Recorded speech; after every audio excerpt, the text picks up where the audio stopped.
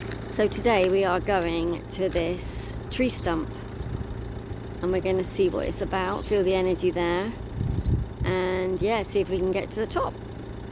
So completely surprised when we arrived and we found another site just full of antiquity, and we couldn't believe it as we'd driven by this so many times. And so we started to climb up and see what this was all about.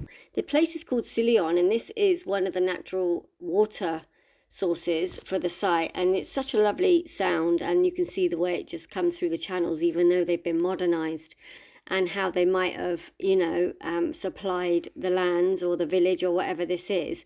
And we climb higher up, and what was really interesting is to the sides of these, as I pan around, you can see lots of doorways that have been arched, doorways that have been blocked off, and just entranceways that are no longer accessible to us. And then we came across this graveyard, and what was really interesting about this graveyard was that the graves were really small, only about 3 foot in length.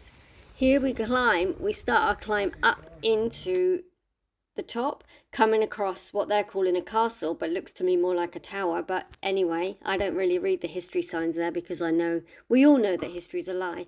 But this looked like it could fall down. There were some huge cracks in it, but set in such a prominent area, just overlooking all of that side, looking out towards Antalya.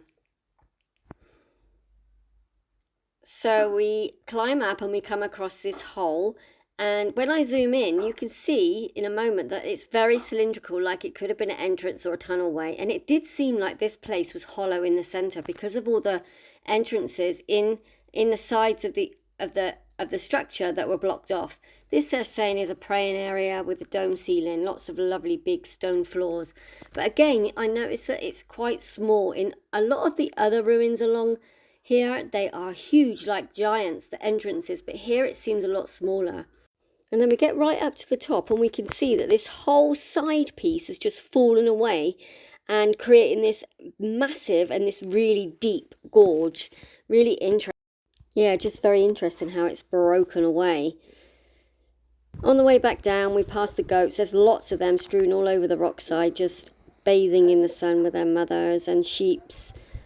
And this is the view of what it looks like from where we parked our car. What a lovely find. I'll definitely be back here with a picnic one day to explore it some more. And then to reward ourselves for that big climb, we stopped off at this family business. It's gözleme and of course some lovely Turkish tea. What a great way to end a lovely day of exploration.